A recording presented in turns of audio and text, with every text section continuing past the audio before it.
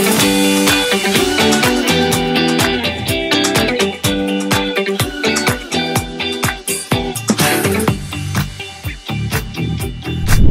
everyone, my name is Thomas, I'm from the Netherlands and welcome to today's episode of OnSite. Today I'm in Zhejiang province, its capital Hangzhou, and Hangzhou is also known as China's capital of the cartoon and animation industry.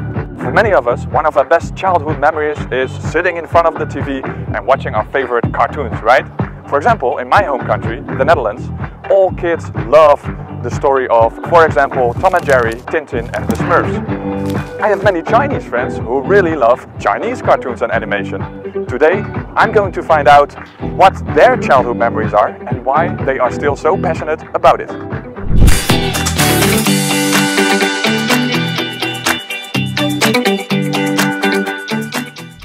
Did you know how kids in ancient China used to watch animation? That is by using the so-called trotting horse candle or the trotting horse lamp. In Chinese it's called doumadeng. Well, it's a traditional Chinese toy. And how does it work exactly? Well, there is a planing wheel on the candle.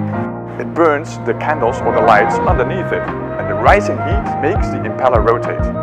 Meanwhile, the candlelight projects the horses, the paper-cut horses, onto the lamp. See, it looks as if the horses are moving. I noticed something very interesting. In the past, the Chinese art style was actually deeply connected with Chinese traditional paintings. For example, the famous painting Where is Mama was actually inspired by Chinese ink painting.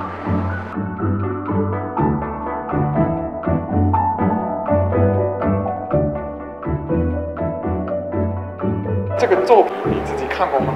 看过很多遍。九色鹿嘛，它是一个很漂亮、很善良的一只神鹿。有一次，他在路上救了一个落水的人，但是他告诉这个落水的人，不要告诉别人他的存在。但是这个国家的王后特别想要九色鹿的鹿皮来做衣服。 国王呢就下令有一个悬赏，就成功抓到他就能得到很多钱。之前落水被救的人，他就见利忘义，他就告诉国王，哎，我能找到他，我想得到这笔钱。国王就带人去抓他，结果他就发出自己的神力，避免了被抓，然后这个坏人也最后受到了惩罚。哇！很直接的看这个故事的感受，就是觉得，人要知道感恩，不能见利忘义，要知恩图报，要保护动物啊之类的。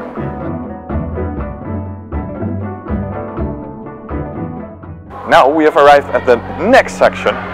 All the artworks displayed here, they accompany the Chinese Gen Z during their teenage years. All of the artworks displayed here, they are created after 2004. Let's have a look.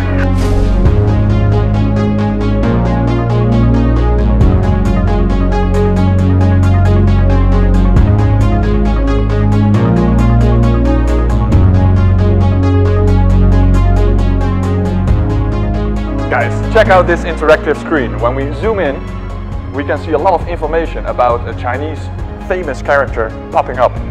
A lot of their stories of these famous characters have actually been adapted into video games. Chinese animation and cartoons have continued to influence the cultural life of many Chinese youngsters in many ways. And I found some Chinese animations that I've seen before in Europe as well. For example, there is Battle Through the Heavens, and there is Fantasy Westward Journey. And the latter, Fantasy Westward Journey, has also been adapted into a video game. Ah, I remember this character. It is Nejia. And Nejia is a character from a Chinese classic novel and animated film with the same name that became hits in China. We all know very famous animated movies, Disney movies, like for example Frozen, Zootopia, etc., that are popular among not only younger audiences, but also among adults. And in China, Nejia is just that kind of movie.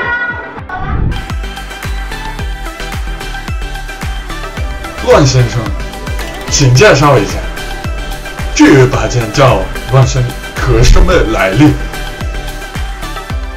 没什么好说的，动手啊！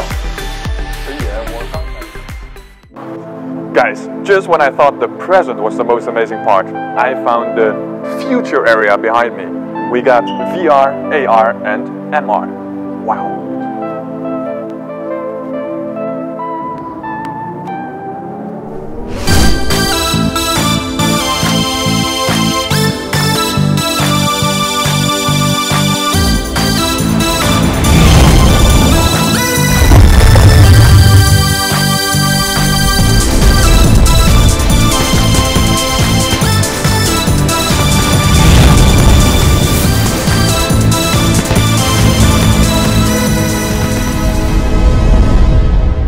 Such an amazing trip, guys.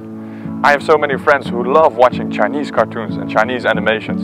And today, I've not only learned how Chinese cartoons and animations work, but I've also learned, I've discovered that the Chinese cartoon and animation industry keeps on evolving and keeps on innovating. I think that might be the reason why Chinese younger people still love watching cartoons and animations in China.